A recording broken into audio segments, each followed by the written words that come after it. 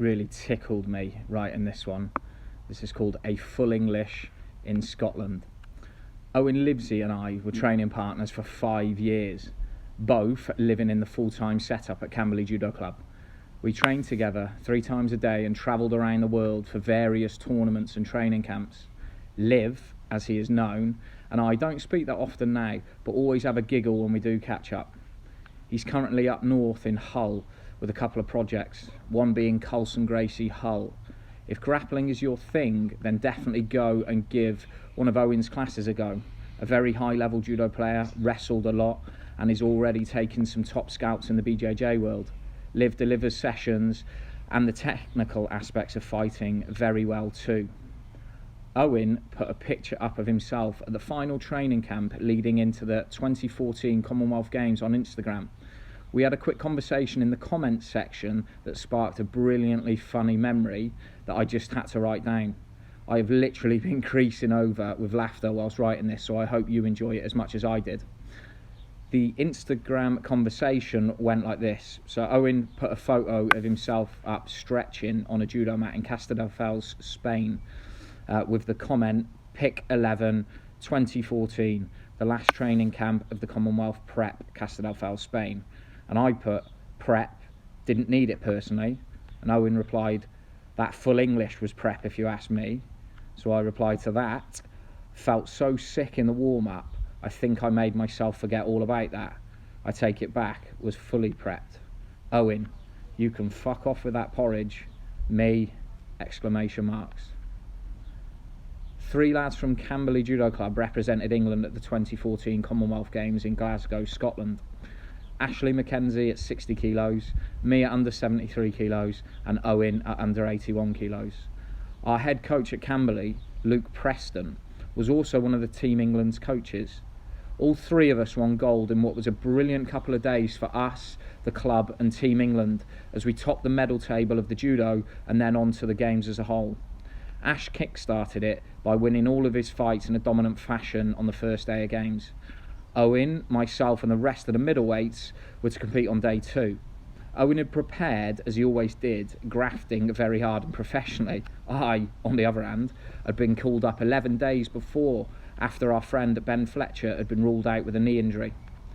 I'd still been training full time, but wasn't anywhere near fighting weight. It took weeks of controlling my diet and training for me to hit 73 kilos.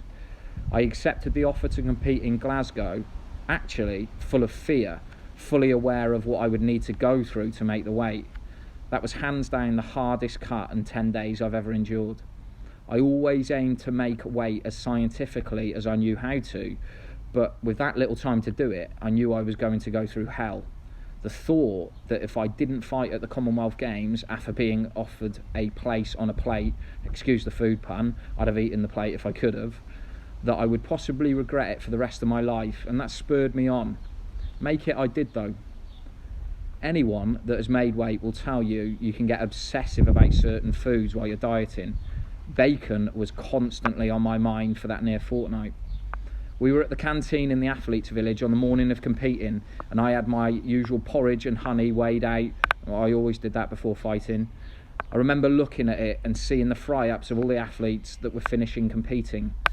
I moaned to the lads about still having to wait until later on to eat something I really wanted.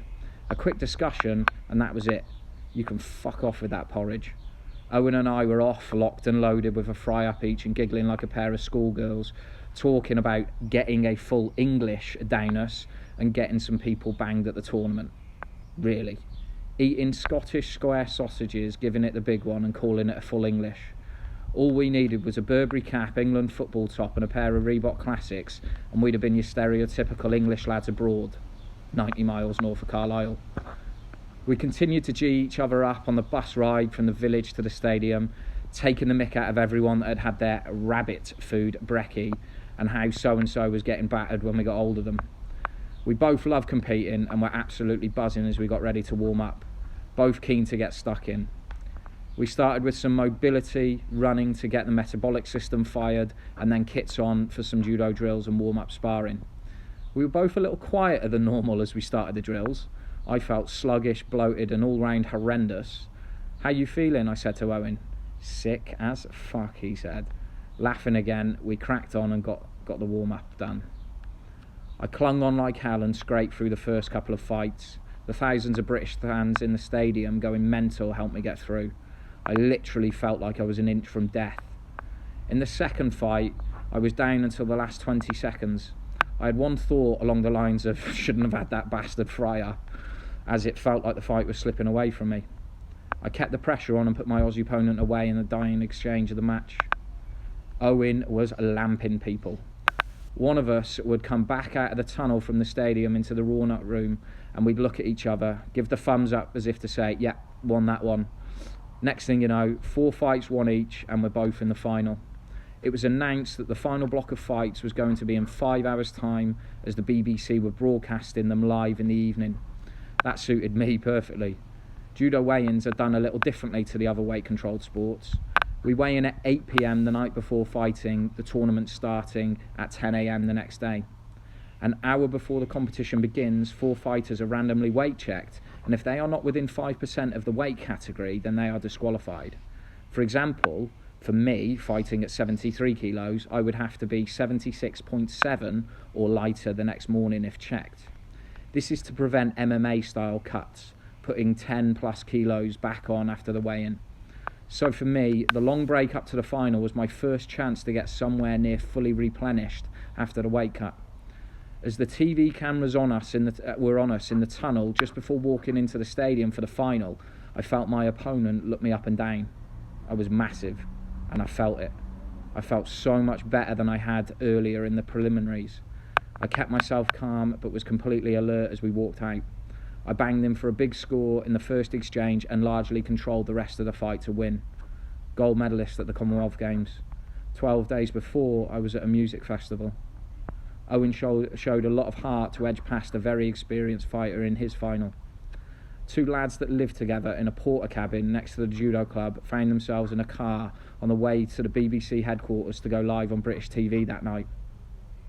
I don't drink anymore, but would get stuck in after tournaments back then. We were taken into a holding room at the BBC and told we weren't going on set for a couple of hours. Mate, I've starved myself for 2 weeks and you're telling me that I'm stuck in here this evening, I said to the bloke that escorted us through the building. Don't worry, lads. Look, there's a buffet down there and a free bar, he said. 2 hours later and we literally fell onto the set. Not that, actually, you can tell. I watched it back and we came across very compos mentis. In actuality, we were trying not to howl with laughter through the entire interview and just nudging each other's legs like a naughty pair of schoolboys. Whether anyone else has found this funny, I'm unsure, but I suppose most people probably think you had a fried breakfast, lads. Not particularly rock and roll behaviour, is it? Like I said though before, Owen and I always ate well, researched nutrition and would regularly weigh food. We both regularly comment with a lot of laughter on how horrific that breakfast made us feel. That was the first and last time I ever did anything like that. Lesson learnt. That is why though, however amazing the memories of the day are and winning the Commonwealth Games in front of our families, every time Owen and I talk about it, it's that bloody fry-up that's mentioned first. That is one of many amazing memories that I've made as a full-time athlete. Memories that I would not have had I not taken a few leaps of faith and was still on the end of a plastering trowel.